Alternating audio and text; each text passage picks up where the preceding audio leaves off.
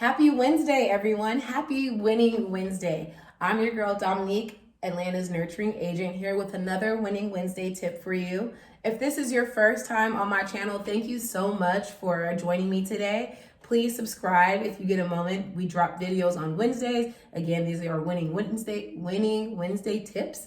And if you're a returning viewer, welcome back and thank you so much for coming back. Today, I want to give you the top 5 things to remain mindful of if you are going to purchase a home in your 30s and 40s. And the reason this is so significant to those age groups is because there are certain transitions in life that we go through at different points. And in your 30s and 40s, if you're buying a home, you may have had a little life lived, and these facts or aspects are going to help you in terms of your purchase. And so these are the 5 things I think you should be mindful for that maybe didn't have so much relevance if you were, let's say, in your 20s and you're going to buy a home, or if you bought a home in your 20s. Okay, first one is this. The neighborhood. Be cognizant of the neighborhood that you're going to purchase in, because that will ultimately affect your equity, which is the whole reason home ownership is one of the fastest ways to wealth. It's because when homes are in neighborhoods that are appreciating in value, so are kind of increasing in value, those homes later down the road can be sold for significantly more than they were purchased for because of the increasing value of that neighborhood. And so the way that you gauge the strength of a neighborhood or a certain area is a few ways.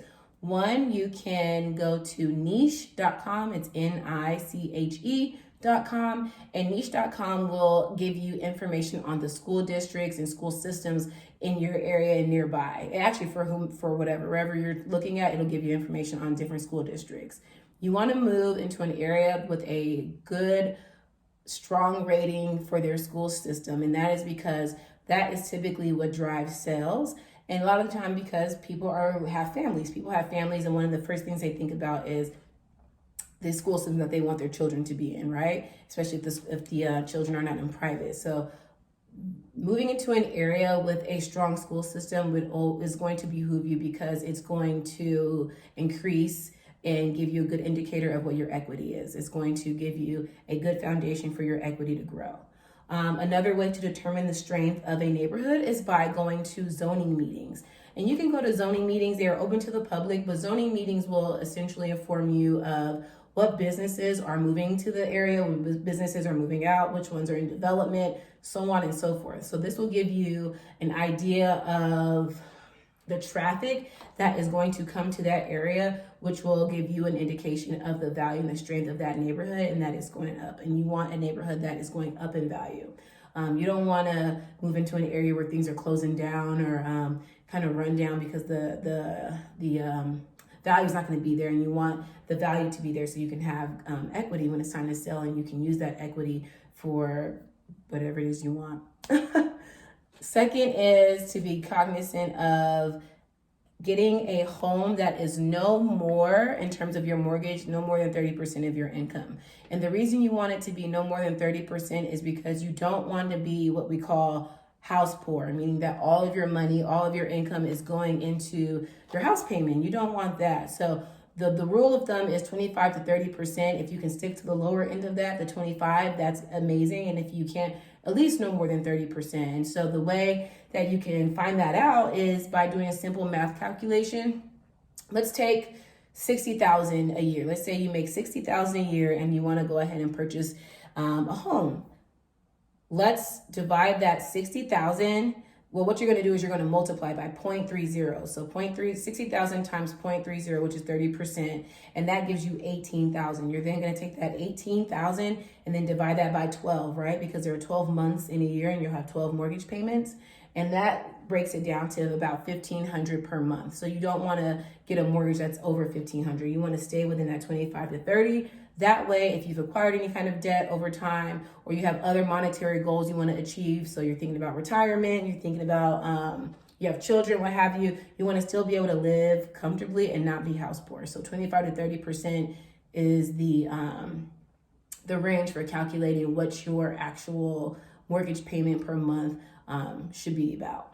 The third tip for home buyers in their 30s and 40s that may not have been relevant to you in your 20s is marriage. some of us are getting married now, and what that means is you are now both going into a home purchase together.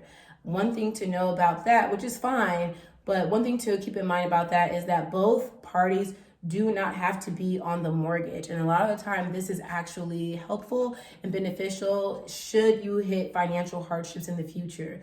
At that point, should you hit financial hardships in the future and only have one person on the mortgage, it will then not destroy the other person's credit to where you all may be able to work out somehow keeping the property or just moving forward and still having the other person's credit and finances to lean on versus both of you and you all both kind of being affected by the financial hardship should that occur. And just because one name is on the mortgage doesn't mean that only one name would be on the title. You can have two names on the title and one on the mortgage.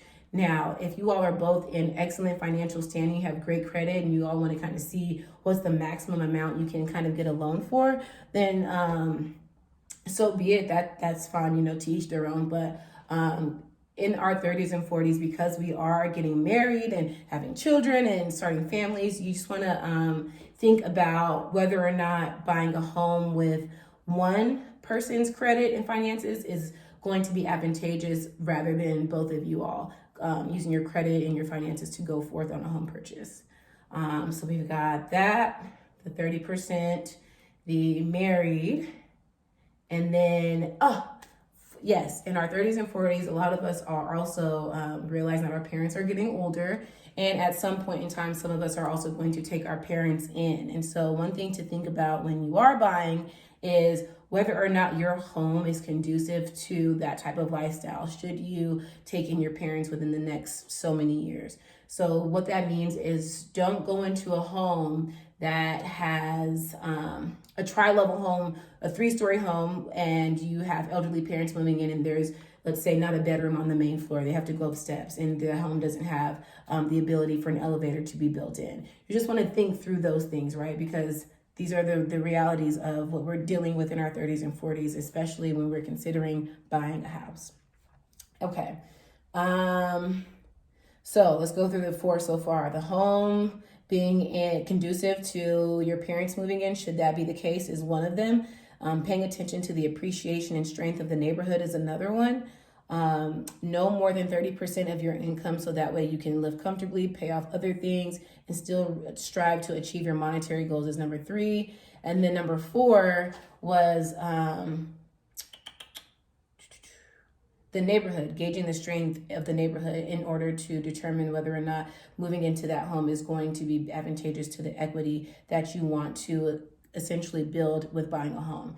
So those are the top 4 things. And then the last one is that you may not have been cognizant of your 20s or may not have really taken too serious is just being very serious about your finances and your credit. Your credit is going to be a lifesaver and a game changer when it comes to your interest rates and just things that you want to buy where people are going to want to pull your credit. Because what's going to happen is if your credit is low, let's say it's not in good standing, and you're able to move forward with whatever that purchase is, you may not get approved, or you may not get the best interest rate. And so the better your credit is now, the less you have to shell out later. So just be serious about your credit.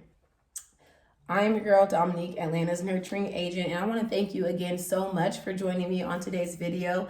This video, again, is for home buyers who are in their 30s and 40s, who are looking to buy. And if you are somebody in 30s and 40s who has bought in your 20s, and let's say you hit some hardship, maybe you went through bankruptcy, or maybe you had a house foreclosed on, people who've had those same situations are still buying properties. Usually after a foreclosure, it's about 3 years. And then bankruptcy, it just depends on your lender. You can kind of work with different lenders to see what rate you can get. But being very serious about your credit will help you to still be able to buy property when you come out of that 3-year time frame after a foreclosure, should you have had that happen. But I hope this video was helpful. Thank you so much for joining me today. I'm your girl, Dominique, and have a wonderful rest of your Winning Wednesday.